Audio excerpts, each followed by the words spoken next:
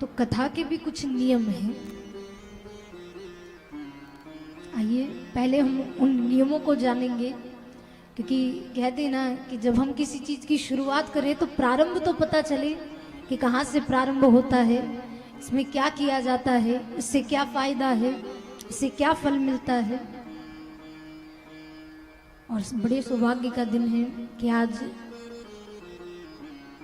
पितृपक्ष में आपको ये कथा सुनने को मिल रही है। तो श्रीमद् भागवत कथा, यहाँ पर ऐसे कितने भक्तजन हैं जिन्होंने ये कथा पहले भी सुनी है। अधिकतर सब लोग होंगे जिन्होंने कथा सुनी है। किसी ने 1 दिन की सुनी होगी, किसी ने 2 दिन की, किसी ने 7 दिनों तक की, बाकी सुना सबने है।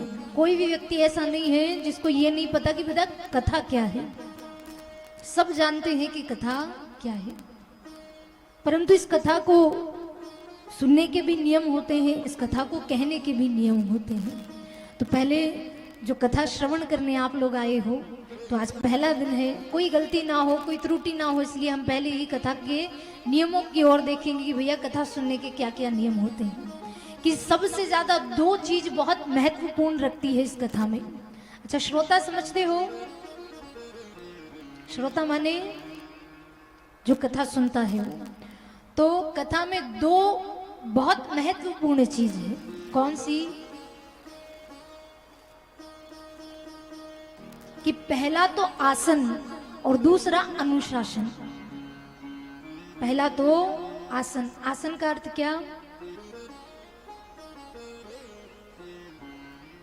जिस पर हम बैठते हैं, जब हम भगवान का पूजन करते हैं तब बैठते हैं, जिस पर हम भोजन करते हैं तब बैठते हैं, जब हम कोई भी मंगल कार्य करते हैं तो अपना आसन बिछाकर बैठते हैं ना, वैसे ही कथा में नियम है कि श्रीमद् भागवत कथा को, इस पुराण को एक आसन पर बैठकर सुनना चाहिए।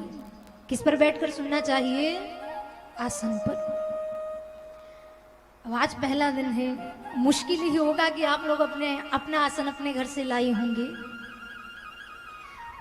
पर कथा में वर्णन आता है कि यदि कथा का पूरा पुण्य आपको चाहिए तो उसके लिए आपको कुछ ना कुछ तो करना पड़ेगा।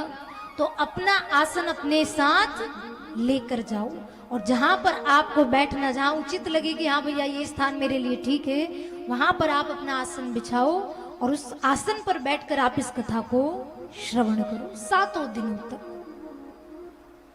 दूसरा अनुशासन। कहते ना कि कुछ लोग संसार में ऐसे हैं जो इस कथा को मनोरंजन की दृष्टि से देखते हैं। किसकी दृष्टि से देखते हैं? मनोरंजन की। पर ये कथा मनोरंजन के लिए नहीं है, ये कथा तो पापों का नाश करने वाली है। आरती में आता है ना, श्री भागवत पुराण की है आरती, पापियों को पाप से है तारती। ये तो पापों का नाश करने वाली है। तो इस कथा को कभी भी मनोरंजन की दृष्टि से नहीं देखना, अनुशासन में रह करके इस कथा को श्रवण करना है, इस कथा को सुनना है। और सबसे ज्यादा महत्व तो जो नीचे बैठकर इस कथा को आसन पर बैठकर सुनते हैं उन्हें मिलता है।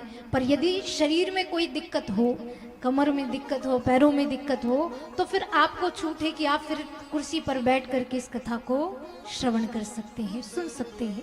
आइए, ऐसी पावन कथा जो हर एक जीव का कल्याण करने वाली है, पापों का नाश करने वाली है, फल को प्राप्त करवाने वाली है, ऐसी श्रीमद् भागवत कथा को हम सब प्रणाम करते हैं और इस कथा में प्रवेश करते हैं। तैयार हो? तैयार हो? तो जो तैयार हो उठा लो जरा एक बार अपने दोनों हाथ। बोलिए कृष्ण कन्हैया लाल की, सांवरिया सेठ की।